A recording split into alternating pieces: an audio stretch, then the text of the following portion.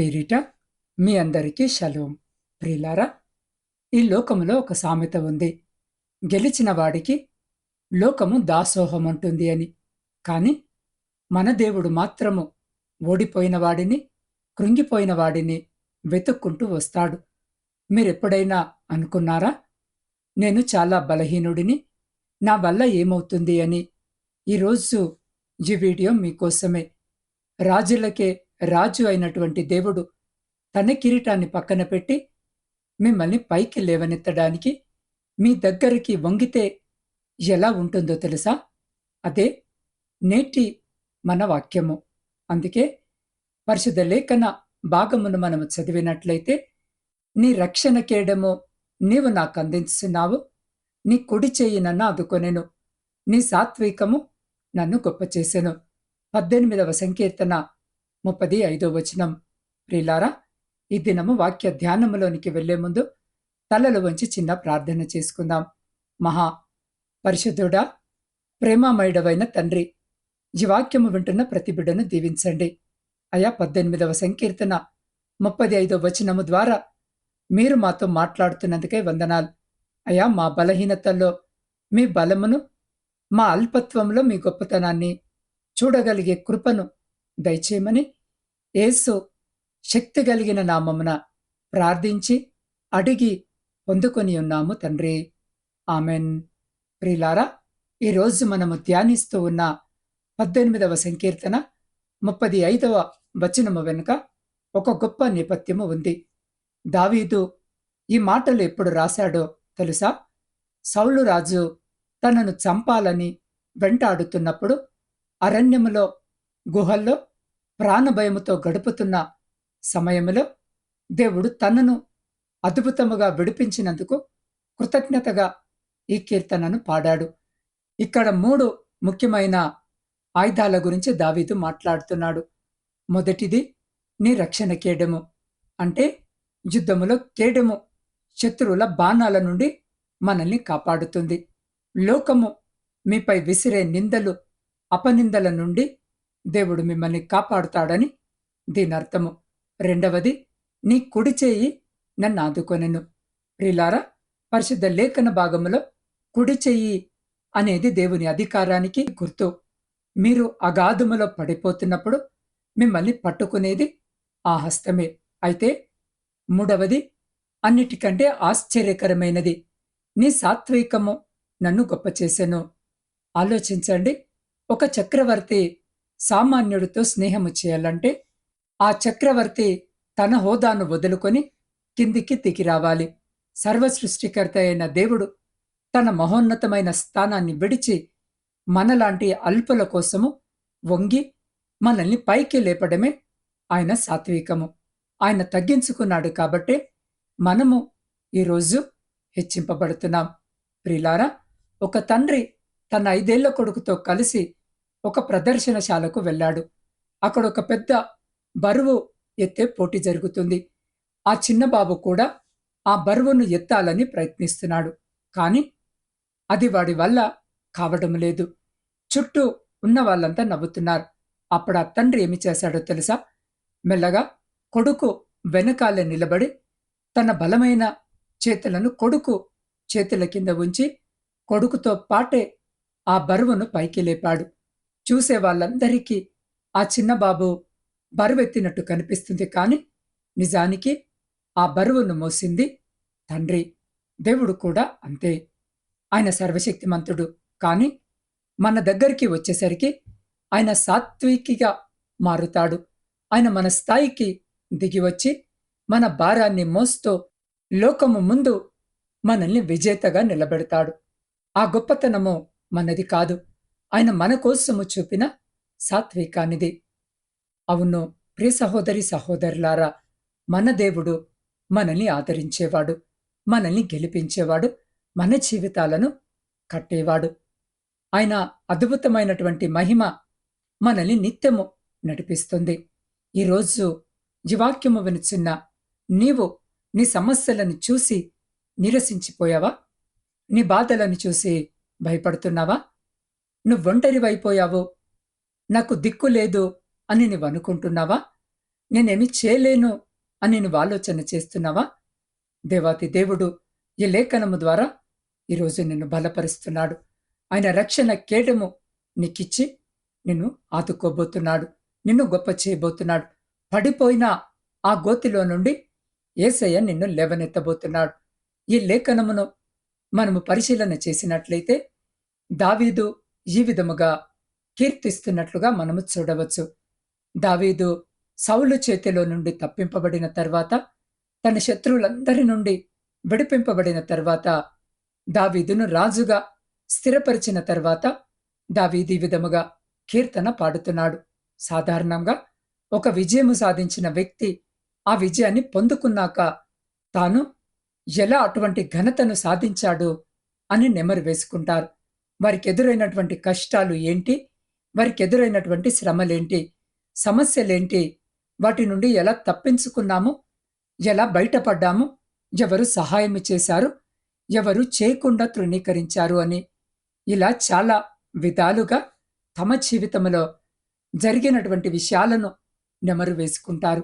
పేద కుటుంబంలో నుండి గొప్ప స్థాయికి ఎదిగిన వారికి సన్మానము చేస్తుంటారు. వారిని వారి యొక్క విజయాన్ని గురించి మాట్లాడమని అడిగితే వారెన్నో విషయాలు పంచుకుంటారు. తల్లిదండ్రుల కష్టమనో, భార్య మద్దతునో, భర్త మద్దతునో, ఇలా వారి యొక్క విజయానికి కారణమైన వారిని గురించి చెప్పడము మనము వింటూనే ఉంటాము. అదే విధముగా దావీదుకు కూడా అటువంటి స్థితి ఎదురైంది.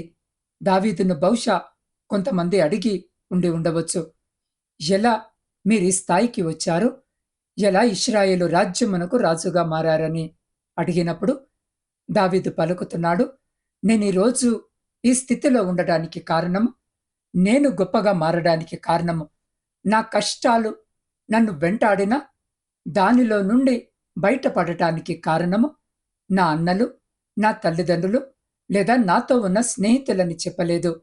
అయినా మనము లేఖనాల్లో చూడవచ్చు, దావీదును తన నాన్న కూడా గుర్తించలేదు, తన అన్నలు కూడా నమ్మలేదు, భార్య కూడా ద్వేషించింది, అసహించుకుంది.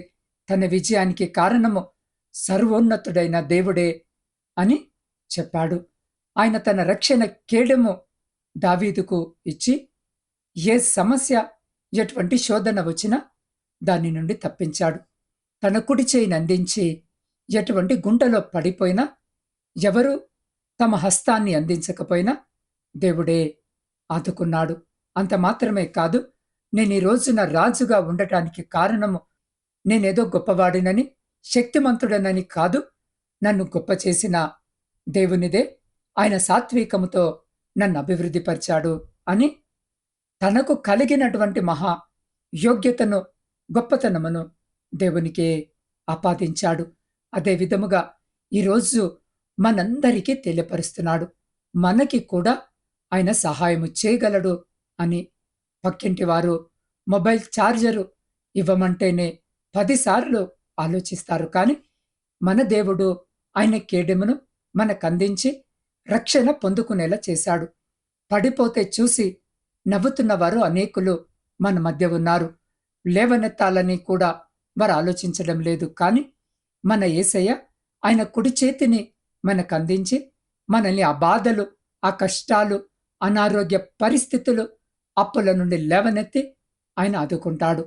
మనము గొప్పైతే తట్టుకోలేని వారు మనం ఎదగకుండా ఆపేవారు ఉన్నారు. కానీ మనము నమ్మిన యేసయ్య తన సాత్వికమైన హృదయమును మనకిచ్చి ఎవరు ఎలా అడ్డుపడినా మనల్ని గొప్ప చేస్తాడు.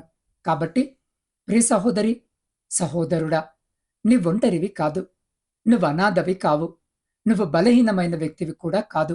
దేవుడు నిన్ను అన్ని విధాలా ఆదుకుంటాడు.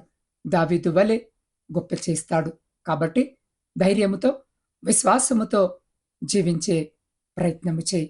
ప్రియ సహోదరి, సహోదరుడా, ఈరోజు ఈ వాక్యము వింటున్న మీలో చాలా మంది, నా జీవితము ఇంతేనా, నేనెప్పటికీ వెనుకబడి ఉంటానా అని ఆందోళన చెందుతూ ఉండవచ్చు. లోకము మిమ్మల్ని మీ తప్పులను బట్టి, మీ పేదరికాన్ని బట్టి అంచనా వేస్తుంది. కానీ దేవుడు మిమ్మల్ని మీ భవిష్యత్తును బట్టి ప్రేమిస్తున్నాడు. దావీదు గొర్రెల కాపరిగా ఉన్నప్పుడు ఎవరూ అతన్ని పట్టించుకోలేదు. కాని దేవుని సాత్వికము అతన్ని ఇశ్రాయేలుకు రాజుగా నిలబెట్టింది. యోసేపు చెరసాలలో ఉన్నప్పుడు అందరూ మర్చిపోయారు. కాని దేవుని కృప అతన్ని ఐగుప్తుకు ప్రధానమంత్రిని చేసింది. ఈరోజు మీ పరిస్థితి ఎలా ఉన్నా సరే దేవుడు మీ పక్షాన ఉన్నాడు. ఆయన మిమ్మల్ని గొప్ప చేయడానికి సిద్ధముగా ఉన్నాడు. మీకున్న పరిమితులు దేవుని ప్రణాళికను ఆపలేవు. ఆయన మిమ్మల్ని ఆదుకోవడమే కాదు, లోకము ఆశ్చర్యపోయేలా మిమ్మల్ని హెచ్చరించబోతున్నాడు. అందుకే నమ్మకముతో ముందుకు సాగండి. ప్రియ సహోదరి, సహోదరులారా, ఈరోజు ఈ వాక్యము వినుచున్న మీరు ఈ సమయంలో 1 నిమిషము కళ్ళు మూసుకోండి. మీ హృదయ అంతరాల్లో దేవునితో మాట్లాడండి. ప్రభువా, నా శక్తి అయిపోయింది తండ్రి. నా తెలివితేటలు నన్ను ఆదుకోలేకపోతున్నాయి నాయనా. లోకము నన్ను తృణీకరిస్తుంది. కాని నీ వాక్యము సెలవిస్తుంది కదా, నీ సాత్వికమే నన్ను గొప్ప చేస్తుందని. అయ్యా, ఆ సాత్వికాన్ని నా జీవితంలో చూడాలనుకుంటున్నాను. మీరు ఒంటరిగా ఉన్నారా? ఆర్థిక ఇబ్బందుల్లో ఉన్నారా? అనారోగ్యముతో బాధపడుతున్నారా? అయితే ఇది మీ సమయం. యేసయ్యా, నీ రక్షణ కేడెము నాకు కావాలి, నీ కుడి చేత్తో నన్ను పట్టుకో అని అడుగుతారా? ఎవరైతే ఈ క్షణము ఆయన వైపు చేతులెత్తుతారో, ఎవరైతే తమ హృదయాన్ని ఆయనకు సమర్పిస్తారో, వారి జీవితాల్లో ఒక నూతన అధ్యాయము ఇప్పుడే ప్రారంభమవుతుంది. మీరు ఒంటరి వారు కాదు, మీరు దేవుని బిడ్డలు. ఆయన మిమ్మల్ని గొప్ప చేస్తానని వాగ్దానము చేస్తున్నాడు. కాబట్టి ఈ సమయంలో ఈ మాటలు వింటున్న మీరు ఉన్న స్థితిలోనే వీలైతే మోకరించి లేదా నిలబడి ఉండి మీ 2 చేతులు ఆకాశము వైపుకెత్తి నాతో పాటు ప్రార్థనలో ఏకీభవించండి. మహా గనుడవైన మా ప్రియ పరలోకపు పరమ తండ్రి, మీ శ్రేష్టమైన జీవము కలిగిన అతి పరిశుద్ధమైన నామానికి వందనాలు. అయ్యా, ఈ దినము ఈ వాక్యాన్ని వింటున్న ప్రతి బిడ్డను పేరు పేరున మీరు దీవించండి. వారి హృదయాల్లో ఉన్న భయాన్ని, ఆందోళనను ఇప్పుడే తొలగించండి. 18వ సంకీర్తన 35వ వచనములో ఉన్న వాగ్దానము వారందరి జీవితాల్లో నెరవేరాలని నేను ప్రార్థిస్తున్నాను. ప్రభువా, వారిని చుట్టుముట్టిన సమస్యల నుండి నీ రక్షణ కేడము ద్వారా వారిని కాపాడండి. వారు జారి పడిపోకుండా నీ బలమైన కుడి చేత్తో వారిని పట్టుకోండి. ముఖ్యంగా తండ్రి, నీ సాత్వికము వారిని తాకనివ్వండి. లోకము దృష్టిలో తక్కువగా ఉన్న వీరిని రేపు అనేకులకు ఆశీర్వాదకరముగా గొప్ప సాక్షులుగా నిలబెట్టండి. అయ్యా, అనారోగ్యంతో ఉన్న వారిని జ్ఞాపకము చేసుకోమని వేడుకుంటున్నాం. క్యాన్సర్ వ్యాధి చేత, గుండె సంబంధిత వ్యాధి చేత, కిడ్నీ సంబంధిత వ్యాధి చేత, పక్షవాతము చేత, మూర్ఛ వ్యాధి చేత, అయ్యా, అంధకార సంబంధమైన శక్తుల చేత పీడింపబడుతూ ఇంకా అనేక విధాలైనటువంటి శారీరక మానసిక బలహీనతలతో బాధపడుతున్న ప్రతి బిడ్డను మీరు ముట్టి స్వస్థపరచమని మీ పాద సన్నిధిలో వేడుకుంటున్నాం. అయా, అప్పుల బాధలో ఉన్న వారికి విడుదల, నిరాశలో ఉన్న వారికి నిరీక్షణ అనుగ్రహించండి. ఈ వాక్యము విన్న ప్రతి ఒక్కరి జీవితము ఈ రోజు నుండి మార్చబడునుగాక. ఈ దినము జన్మదిన, వివాహ వార్షికోత్సవాలు జరుపుకొంచున్న ప్రతి బిడ్డను మీ నూతన దయాకిరీటం చేత ఆశీర్వదించమని వేడుకుంటున్నాం. అయా, ఇతరత్ర సంతోషకరమైన కార్యాలు జరిగించుకుంటున్న ప్రతి బిడ్డ జీవితమును కూడా మీరు జ్ఞాపకము చేసుకోమని వేడుకుంటున్నాం. దేవా, కుటుంబ పోషణకై కుటుంబాలను వదిలి పరాయి దేశంలో కష్టపడి పనిచేస్తున్న ప్రతి సహోదరి సహోదరుని జ్ఞాపకము చేసుకోండి. వారి చేతుల కష్టారితమును 2 అంతలుగా ఆశీర్వదించండి. అనేక మంది బిడ్డలు అచ్చోట ఉండి స్వేచ్ఛగా పని చేసుకుంటూ కావలసిన అనుమతులు లేక, అకామాలు లేక బాధపడుతూ వేదనతో కన్నీరు కారుస్తూ మీ వైపు చూస్తూ ఉండగా అక్కడున్న అధికారులతో మాట్లాడి ప్రతి బిడ్డకు అకామ వచ్చేలాగా కృప చూపండి. దేవా, రీతిగానే ఆ బిడ్డల చోట ఒంటరిగా ఉంటూ ఉండగా ఎలాంటి చెడు సహవాసాల వైపు వెళ్లకుండా వారి అడుగులను స్థిరపరచండి. వారి కుటుంబాలను కూడా జ్ఞాపకము చేసుకుని మీ కృపలో భద్రపరచమని వేడుకుంటున్నాం. ప్రపంచంలో శాంతిని, సమాధానాన్ని కలిగించండి. విడిపోయిన విచ్ఛిన్నమైన ప్రతి కుటుంబాన్ని తిరిగి మీ పరిశుద్ధ నామమున కట్టుమని వేడుకుంటున్నాం. దేవా, ప్రాముఖ్యముగా నా ఆత్మీయ కుటుంబ సభ్యులందరినీ మీ పరిశుద్ధ పాదాల చెంతకు తీసుకొని వస్తూ ఉండగా బిడ్డలందరినీ మీరు జ్ఞాపకము చేసుకోమని వేడుకుంటున్నాం. వారి ప్రతి ప్రార్థన విన్నపాన్ని మీరు ఆలకించి అంగీకరించి ప్రతి న్యాయమైన కోరికకు మీరు సమాధానము దయచేసి మీరే ఘనత మహిమ ప్రభావాలు పొందమని మా ప్రభువును మీ ప్రియకుమారుడైన యేసు శక్తి కలిగిన నామములో ప్రార్థించి స్తుతించి అడిగి పొందుకొని ఉన్నాము తండ్రి. ఆమెన్. ప్రియమైన వారలారా, ఈ దైవ సందేశము మీ హృదయాన్ని తాకినట్లయితే వెంటనే ఈ వీడియోను లైక్ చేయండి. దేవుడు మిమ్మల్ని ఎలా గొప్ప చేయబోతున్నాడో మీ నమ్మకాన్ని కింద కామెంట్ బాక్స్లో కానీ లేదా నా వాట్సాప్ నంబర్ కానీ ఆమెన్ అని టైప్ చేసి తెలియజేయండి. అలాగే ఇలాంటి మరెన్నో ఆత్మీయ సందేశాల కోసం నా ఛానల్ని సబ్స్క్రైబ్ చేసుకోండి. ఈ వాక్యము మరొకరికి దీవెనకరముగా ఉండాలని మీరు ఆశిస్తే తప్పకుండా మీ స్నేహితులకు, బంధువులకు, మీ కుటుంబ సభ్యులకు షేర్ చేయండి. దేవుడు మిమ్మల్ని దీవించునుగాక.